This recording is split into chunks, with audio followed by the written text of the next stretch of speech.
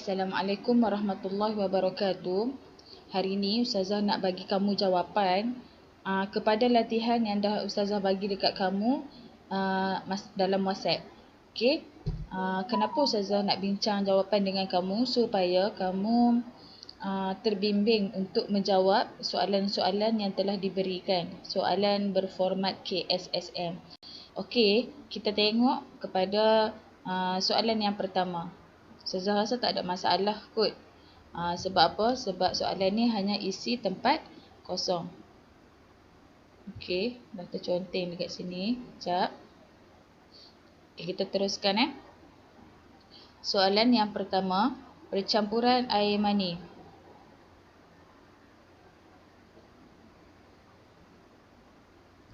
Percampuran air mani yang dikenali sebagai sperma bagi lelaki dan ovum bagi perempuan adalah proses.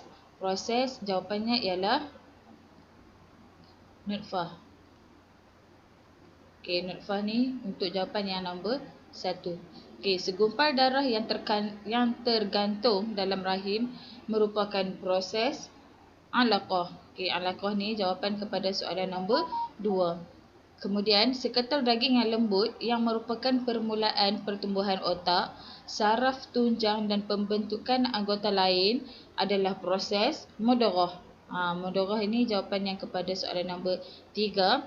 Dan yang keempat, pada peringkat apa pembentukan seluruh anggota badan yang telah sempurna? Pada peringkat janin. Okay, yang ni yang nombor 4 lah.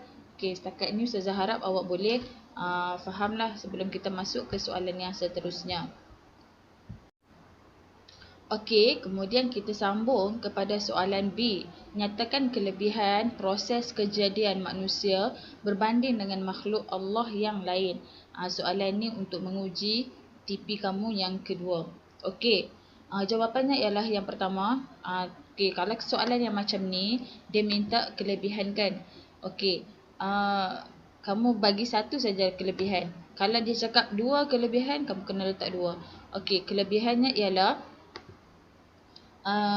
kejadian manusia terdiri daripada 2 unsur utama. Okey. 2 unsur utama, iaitu unsur jasmani dan unsur rohani. Okey, setakat tu saja jawapan dah diterima.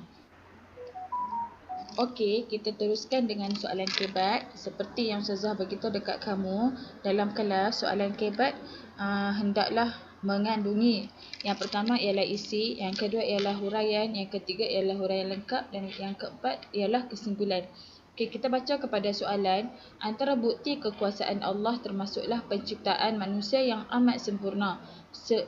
Huraikan hujah anda bagi menyokong pernyataan di atas. Okey, dekat sini kita tak boleh nak buat macam yang kita selalu buat, iaitu isi tambah H, titik, huraian lengkap, titik, kesimpulan, titik. Kita tak boleh buat macam tu. Okey, untuk hujah kita kena buat satu ayat untuk satu isi, huraian lengkap, kesimpulan semuanya satu ayat. So dekat sini isinya ialah proses kejadian manusia adalah kitaran yang lengkap dan istimewa. Titik. Itu ialah isi. Kemudian huraian. Huraiannya ialah ianya bermula daripada percampuran air mani sehinggalah menjadi janin, kemudian menjadi kanak-kanak sehingga dewasa dan kemudiannya mati.